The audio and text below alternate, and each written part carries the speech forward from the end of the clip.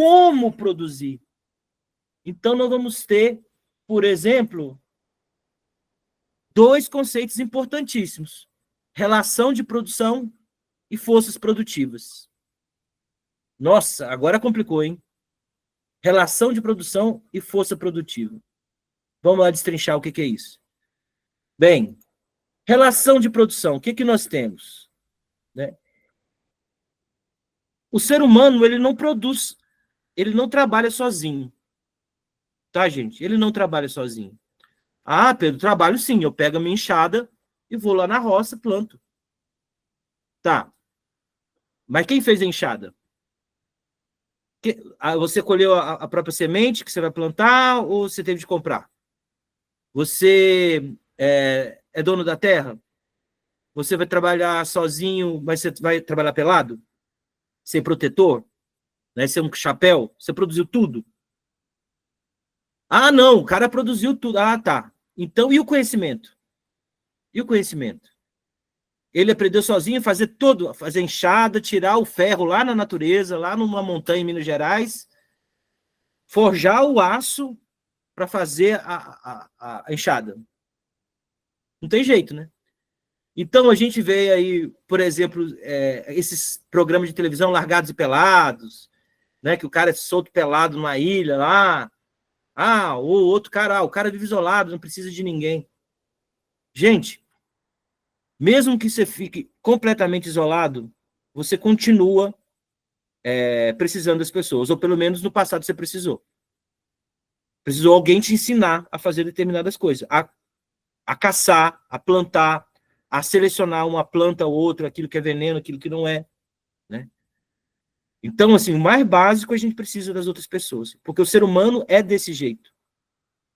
Um cavalo aprende a pastar sozinho, o ser humano não, ele precisa de ajuda, né? Então, existem relações de produção, né?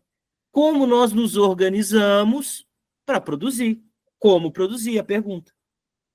Que relações a gente tem? E essas relações podem ser de várias maneiras. E aí a gente começa a discutir esse tema aqui muito interessante, que a luta feminista, inclusive, fala muito. Ó, vou até ampliar aqui o foco para vocês entenderem. Divisão social do trabalho. Qual que é a primeira divisão? Divisão social do trabalho é o quê? É um tipo de relação, é parte, né, das relações sociais, onde a gente distribui a tarefa entre a gente, seres humanos, porque a gente só vive em comunidade, né? Então, nós temos a divisão sexual do trabalho, que é a primeira divisão, entre homens e mulheres. Então, lá, pensa numa tribo, né? As mulheres ficavam com o trabalho mais perto da casa, por exemplo, a agricultura. Então, foram as mulheres que inventaram a agricultura, por exemplo, porque era uma atividade mais perto da casa.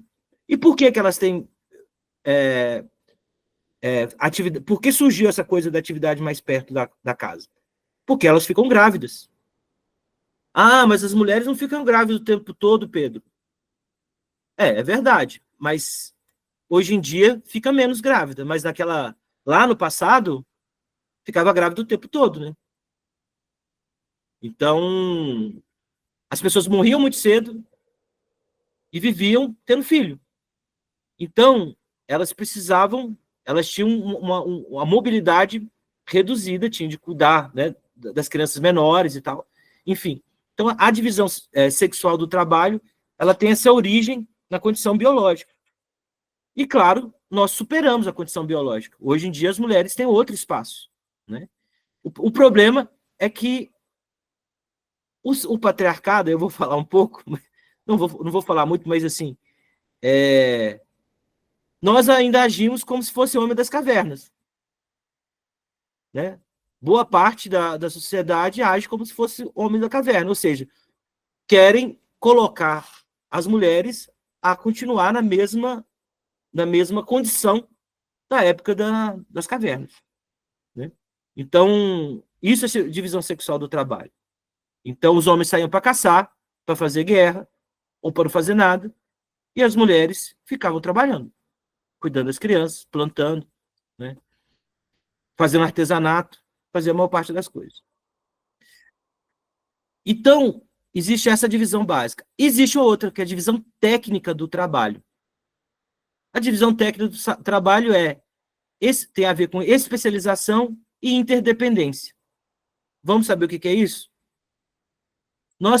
A humanidade, ela, com o tempo, ela vai dividindo e as pessoas e vai criando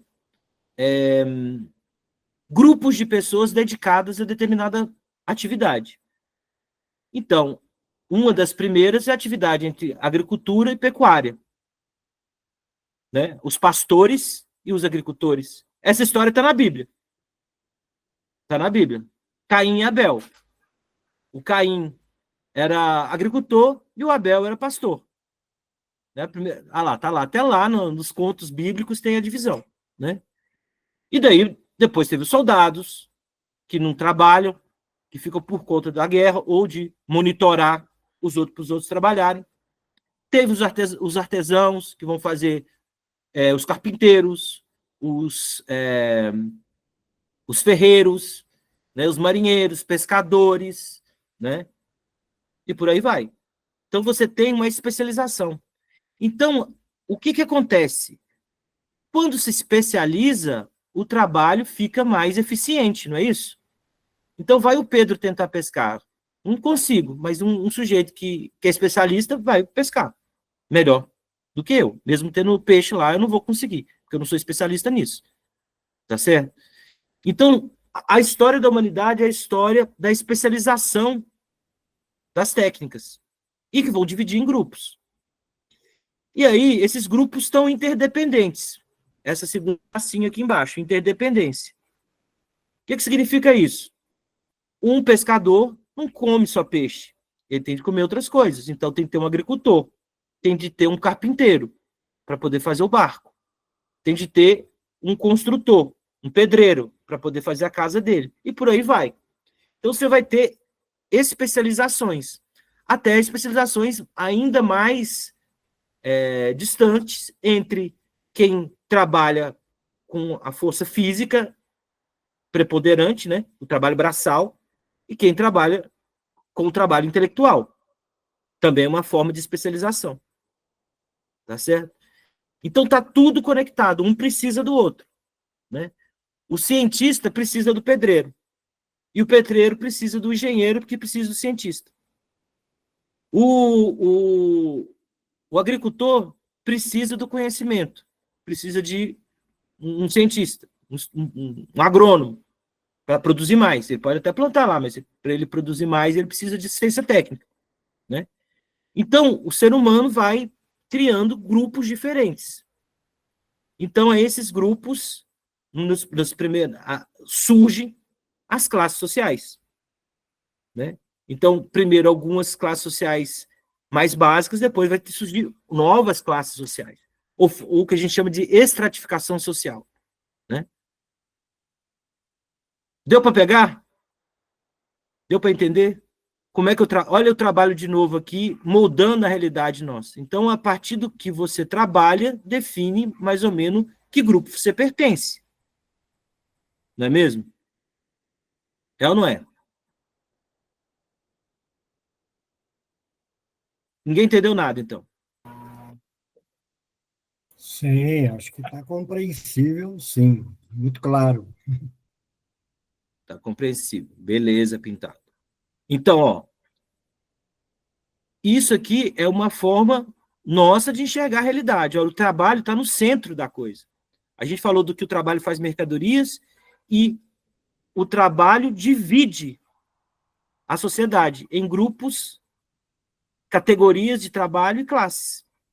Então, tem dentro daqueles que trabalham e tem os que não trabalham. Por exemplo, quem vive, por exemplo, de igreja, quem vive de renda, quem é dono de um banco, de uma fábrica, esse não trabalha. Ah, Pedro, mas ele vai lá no escritório o tempo todo. Não, ele vai lá para gerir. Ele não vai lá para produzir a mercadoria em si. Né? Ele é dono do capital. Às vezes ele paga alguém para gerir, inclusive. Hoje em dia é mais assim, né? Então, vai dividindo as classes. Tem os soldados. Soldados não trabalham. Soldados só garante que o povo vai trabalhar. Né?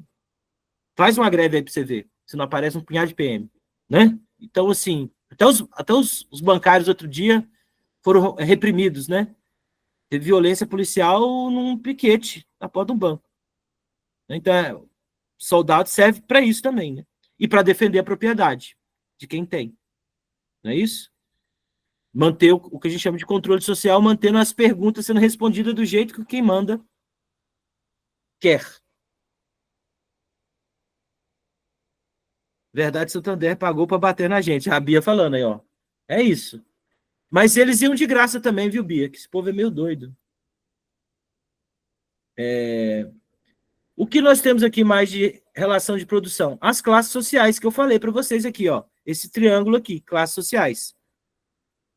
As relações de produção, então, elas vão variar com o tempo histórico. Tem o comunismo primitivo, tribal, tem as tribos aqui pequenininhas aqui, ó. No comunismo primitivo, você tinha uma divisão básica de, de trabalho. Pensa numa tribo indígena. Você tem uma divisão sexual do trabalho entre homens e mulheres, o que os homens fazem, o que as mulheres fazem, e não mais nada. Não tem polícia, por exemplo, não tem o ferreiro, não tem... Todo mundo faz mais ou menos a mesma coisa. Ah, mas eles guerriam. Claro, eles vão... quem ali vive naquela comunidade vira soldado naquele momento. Não vive de ser soldado, né? Quando acaba a guerra, eles voltam e vão plantar mandioca, vão caçar, vão pescar, né? Isso lá atrás na nossa história, que, na verdade, foi a maior parte da história da humanidade, viu, gente? A nossa espécie, seres humanos, tem mais ou menos 150 mil anos.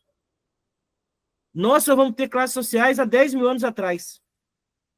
Então, olha, 140 mil anos foi comunismo primitivo.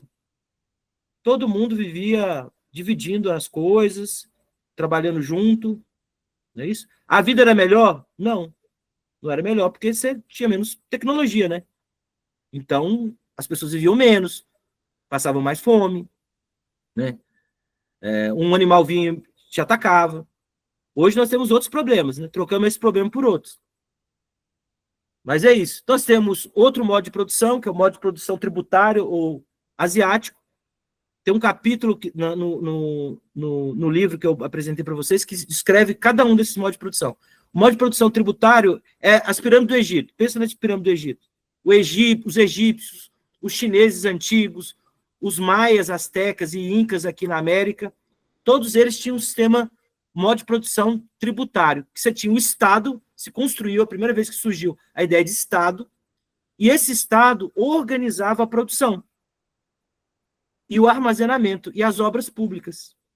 Então, as pirâmides do Egito, por exemplo, foram produzidas nesse sistema aqui. Ah, Pedro, não, mas foram os escravos que fizeram as pirâmides do Egito. Claro que não. Por isso era tributário. Tributo, inclusive, em forma de trabalho. A primeira greve que surgiu, gente, que é relatada, que é escrita, foi no Vale dos Reis, no Egito.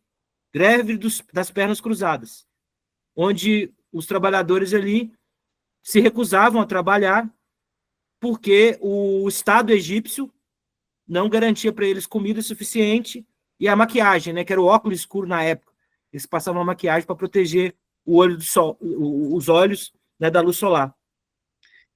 E a primeira greve registrada. Lá tinha trabalho, eles não eram escravos, tanto é que fizeram uma greve.